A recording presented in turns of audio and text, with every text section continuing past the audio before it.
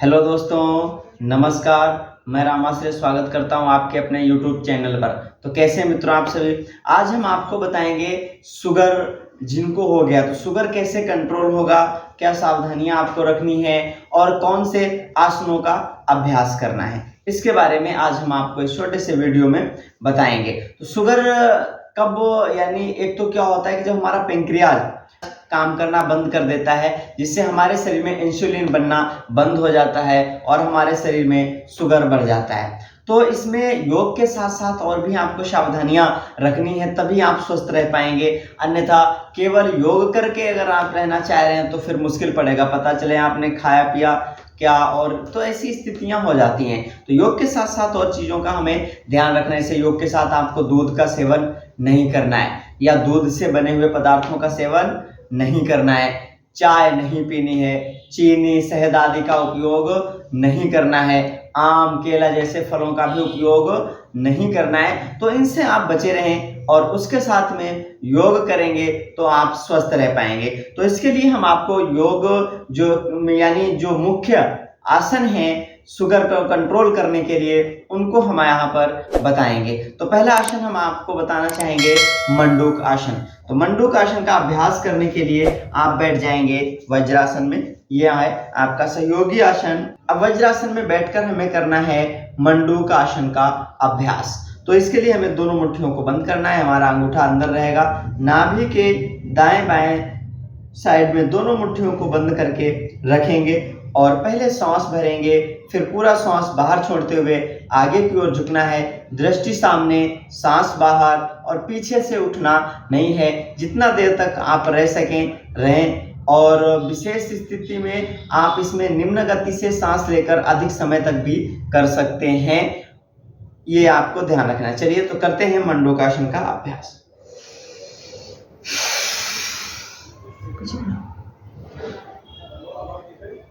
दृष्टि सामने, सांस बाहर, पीछे से उठना नहीं। तो जब आप शुरुआत करें तो आप प्रयास करें कि हम कम से कम 30 सेकंड तक रुके रह सकें। धीरे धीरे वापस आना है। तो यह मंडूकासन का प्रथम अभ्यास जिसको आप अवश्य करें। अगला अभ्यास इसका है दूसरा। तो मंडूकासन की द्वितीय विधि में नाभि के ऊपर इस प्रकार से हथेली रखेंगे और उसके ऊपर से दूसरी हथेली, फिर प्रथम अभ्यास की भांति सांस भरेंगे और सांस बाहर छोड़ते हुए आगे की ओर झुकेंगे। दृष्टि सामने, सांस बाहर, पीछे से उठना नहीं। ठोड़ी को जमीन से लगाने का प्रयास करना है।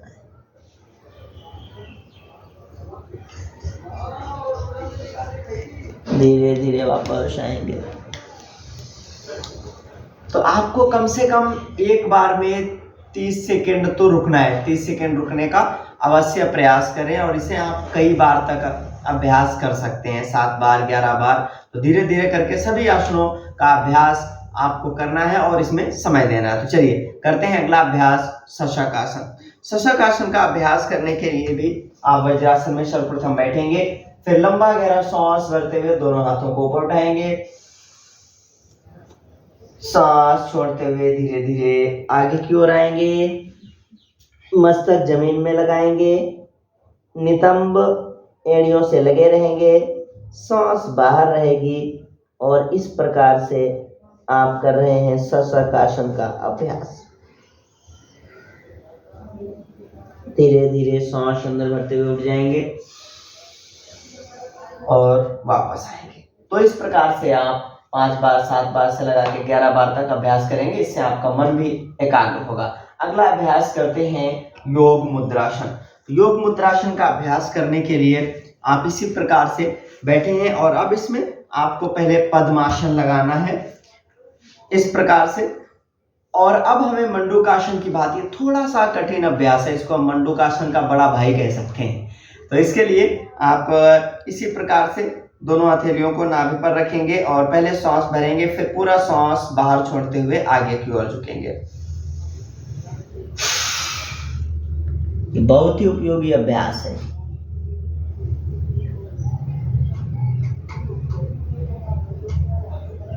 पीछे से उठना नहीं है, थोड़ी आगे लगाने का प्रयास करना है, सांस बाहर छोड़ते हुए।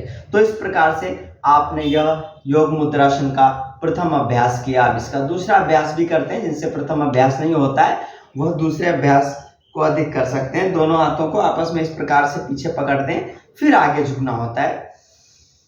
इन सभी आसनों से हमारे पेंक्रियाज पे दबाव पड़ता है और वह सक्रिय होती है, जिससे इंसुलिन बनना शुरू हो जाता है और शुगर हमारा कंट्रोल हो जाता है। धीरे धीरे वापस आएंगे। तो यह आपने कर लिया योग मुद्रासन का अभ्यास। अगला अभ्यास करते हैं अर्ध मत्स्येंद्रासन। अर्ध मत्स्येंद्रासन का अभ्यास करने के लिए दोनों पैरों को खोलते हैं, इस प्रकार से आप देख रहे हैं।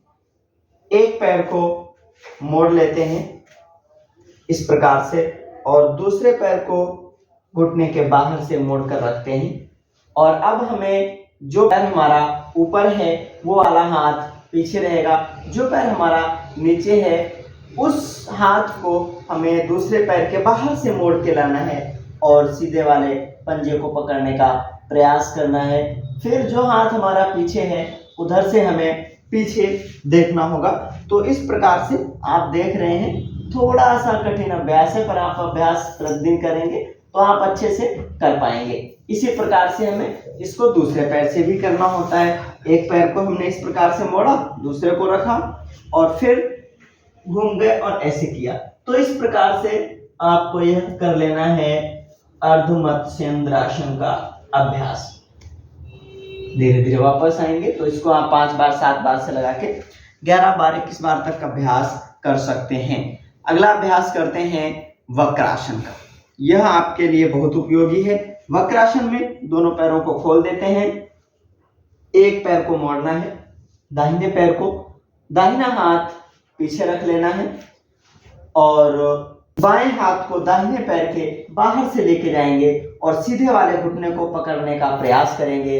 फिर पीछे देखना है, धीरे धीरे वापस, और दूसरे पैर से भी इसी प्रकार से अभ्यास करेंगे।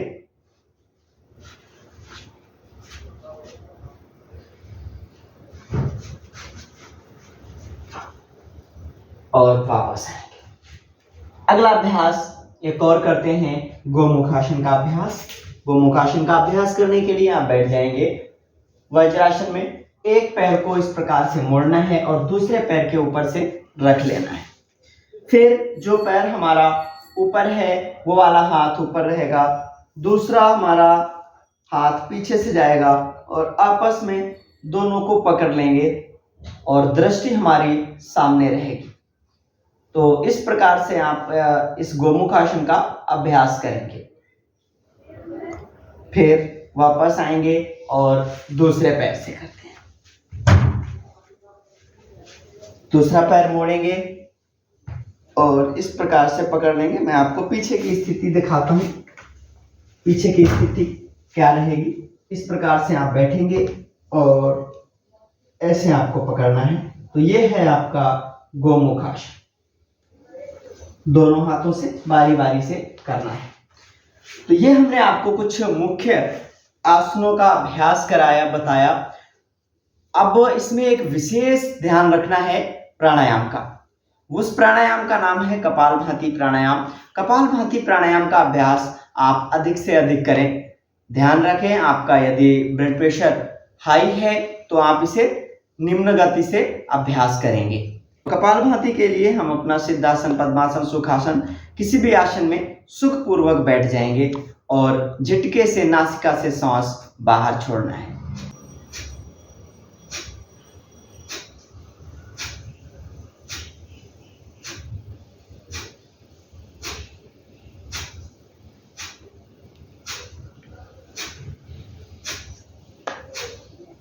तो इस प्रकार से आपको धीरे धीरे नासिका से सांस बाहर छोड़ना है। झटके के साथ आपका पेट अंदर जाएगा, सांस बाहर आएगी। तो इन क्रियाओं का आप यदि प्रतिदिन अभ्यास करते हैं तो आप जरूर शुगर के रोग से, यानी आपका जो शुगर है वह कंट्रोल हो जाएगा। तो जब भी आप अभ्यास करें किसी ना किसी योगाचार्य के सानिध्य में ही अभ्यास करें। तो वीडियो देखने के लिए धन्यवाद। आप बने रहें हमारे साथ।